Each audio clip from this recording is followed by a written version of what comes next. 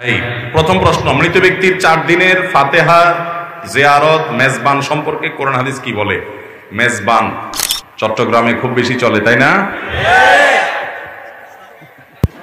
মেজবানের গোশতটা কিন্তু ভালো, মানে যে গোশতটাকে মেজবানের গোশত বলে, বিশেষ পদ্ধতিতে রান্না হয়, এই গোশতটা খারাপ না। কিন্তু এই মানুষ মারা গেলে দিনক্ষণ ঠিক করে 40 3 দিনা 4 দিনা জিয়াফত, মেজবান, ফাতেহা ইত্যাদি, এগুলো কোনোটা করার নির্দেশ কোরআন এবং হাদিসে আমাদেরকে আল্লাহ এবং তার রাসূল সাল্লাল্লাহু আলাইহি ওয়াসাল্লাম দেন নাই। কোরআনে আল্লাহ বলেছেন, মা আতাকুমুর রাসূলু ফাখুযু ওয়া মা নাহাকুম আনহু ফান্তাহু। রাসূল যা করতে বলেছেন দিয়েছেন সেটা তোমরা ধরো, তিনি যা নিষেধ করেছেন সেটা তোমরা বেঁচে থাকো সেটা থেকে। আচ্ছা, আমাদের নবী সাল্লাল্লাহু আলাইহি ওয়াসাল্লাম দুনিয়া থেকে তার ওয়াফাত ইন্তেকালের পর, তার যাওয়ার পর সাহাবীরা কয়টা গরু বা কয়টা ছাগল বা কয়টা উট দিয়ে মেজবান করেছেন বলতে পারবেন? আমার প্রশ্ন বুঝেন নাই? আবু বকর, ওমর, ওসমান, আলী রিদওয়ানুল্লাহি তাআলা আলাইহিম আজমাইন, আরো সাহাবীরা যারা দুনিয়া থেকে চলে গেছেন, তাদের ওয়াফাতের পর, তাদের মৃত্যুর পর তাদের মেজবানির অনুষ্ঠানে কত মানুষ খাওয়ানো হয়েছে বলতে পারবেন কেউ? একটা জাল হাদিসও পাবেন না। তাহলে আমরা কোত্থেকে পাইছি এটা? আমরা এটা পাইছি হিন্দু ধর্মাবলম্বী ভাইদের শ্রাদ্ধ থেকে। শ্রাদ্ধ, তালিব বেসর অফালা আকার দয়ের পিঠে বড় ধ, শ্রাদ্ধ গুগলে লিখে সার্চ দেন, এই সার্চের রেজাল্ট আসলে দেখবেন হিন্দু ভাই বোনদের তাদের ওয়েবসাইটে, এটা তাদের ধর্মীয় বিষয়, তাদের ধর্ম তারা পালন করবে। কিন্তু মুসলমান তিনি ইসলামের নামে অন্য ধর্মের ধর্মীয় বিশ্বাস কালচার এটা পালন করা, এটা ইসলামের দৃষ্টিতে জঘন্য গুনাহ এবং অপরাধ। এটা জায়েজ হতে পারে? হিন্দু ধর্মাবলম্বীদের বিশ্বাস হলো কোনো মানুষ মারা গেলে তার স্বর্গে যেন তাকে খাবার দাবার দেয়া হয়, সেজন্য দুনিয়াতে মানুষকে, আত্মীয় স্বজনকে খাবার দাবার অনুষ্ঠান করে খাবার দাবার দিতে হয়। এটা না দিলে ওই মৃত মানুষটাকে স্বর্গে নাকি খাবার দেয়া হয় না, তাকে স্বর্ণ দানা ইত্যাদি দেয়। এটা হলো তাদের বিশ্বাস, সেজন্য তারা এটা করে, এটা তাদের ব্যাপার। কিন্তু ইসলামে কোথাও এই বিশ্বাস আমাদেরকে লালন করতে বলা হয় নাই যে আমাদের কোনো আত্মীয় স্বজন মারা গেলে আমরা দিনক্ষণ ঠিক করে মানুষকে খাবার না দিলে, জিয়াফত না করলে, মেজবানি না করলে আমাদের মৃত ব্যক্তি জান্নাতে আটকে থাকবে না, এমন কোনো কথা ইসলামে নাই। হ্যাঁ, মৃত ব্যক্তির তরফ থেকে আপনি এমনিতে টাকা পয়সা যেরকম দান করতে পারবেন, খাবারও দান করতে পারবেন, কিন্তু এই যে দিনক্ষণ ঠিক করা এবং এটাকে আয়োজনের মাধ্যমে, আপনার আনুষ্ঠানিকতার মাধ্যমে এটাকে প্রতিষ্ঠা করা, এটা রীতিমতো একটা কালচারে পরিণত হয়েছে। এটাকে আমরা মনে করি মৃত ব্যক্তির জন্য আমাদের সুনির্দিষ্ট করণীয়। নবী সাল্লাল্লাহু আলাইহি ওয়াসাল্লাম, সাহাবায়ে কেরাম, খোলাফায়ে রাশিদা, তাদের কেউ কারোর জীবনীতে এমনটি আমরা পাই না। অতএব মুসলমান সুন্নতকে আঁকড়ে ধরবে, আল্লাহ এবং তার রাসূল সাল্লাল্লাহু আলাইহি ওয়াসাল্লামের নির্দেশকে মেনে চলবে। আর বিদআত, ইসলামের নামে যেটা ইসলামে নাই সেরকম কিছুকে বানিয়ে নেওয়া, এটা থেকে মুসলমান বেঁচে থাকবে, বিরত থাকবে। আল্লাহ আমাদেরকে বিরত থাকার তৌফিক দান করুন। সবাই বিরত থাকবো তো ইনশাআল্লাহ? মুশকিল হলো আপনি যদি না খাওয়ান, এলাকাবাসী বলবে কি ছেলে মেয়ে রেখে গেল, কাউকে একটু হাতও ধোয়াইলো না, ঠিক না? বলবে যে সব বখিল ফোয়া, বখিল মাইয়া রায় গিয়ে দে, খনিক গেরে ন খাওয়ায়। তো আরেকজনের ফোয়া, আরেকজনের মাইয়া তোমার হাত ধোয়াইতে রইবে কেন? তোমার হাত তুমি নিজে দুই পারো। এখানে হাত ধোয়ানো মানে হলো খানা খাওয়াও। হাত ধোয়ানো মানে কি? খানা খাওয়াও। ভাই, খানা যদি খাওয়াইতেই হয় তা গরিব দুঃখীকে খানা খাওয়াবেন কোনো দিনক্ষণ ঠিক করা ছাড়া, আপনার সাধ্য অনুযায়ী।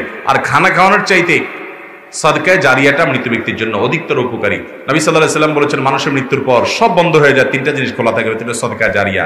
যে দানের সওয়াব দীর্ঘমেয়াদ পর্যন্ত অব্যাহতভাবে ওই মুর্দা ব্যক্তি, মৃত ব্যক্তি পেতে থাকে।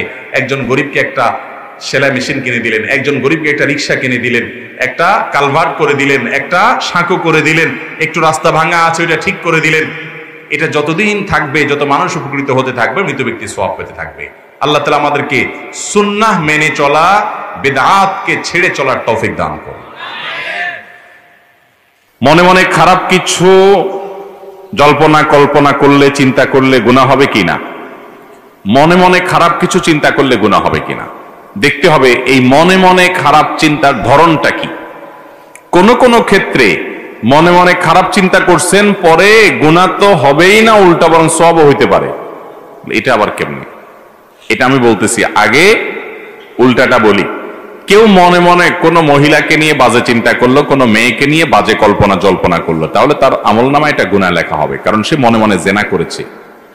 ওই মহিলার ব্যক্তিত্বকে মনে মনে সে অপমান করেছে, জেনা করেছে। জেনা লাইনে আর নজর, চোখের জেনা যেরকম দেখা, মুখের জেনা যেরকম মুখ দিয়ে জেনা করা, হাতের জেনা যেরকম ধরা, ঠিক তেমনি ভাবে মনের জেনা হলো মনে মনে কল্পনা করা, মনে মনে জেনা করা, মনে মনে জেনা চিন্তা এবং জল্পনা কল্পনা করা, বাজে কল্পনা করা। কারোর প্রতি কুধারণা করলো, খারাপ ধারণা করলো আন্দাজেই, বেহুদাই, তাহলে সে গুনাহগার হবে। এই জাতীয় খারাপ ধারণা, এই জাতীয় মনে বাজে কল্পনা গুনাহ, কারোর চরিত্র নিয়ে বা কাউকে জেনা করলেন ইত্যাদি ইত্যাদি।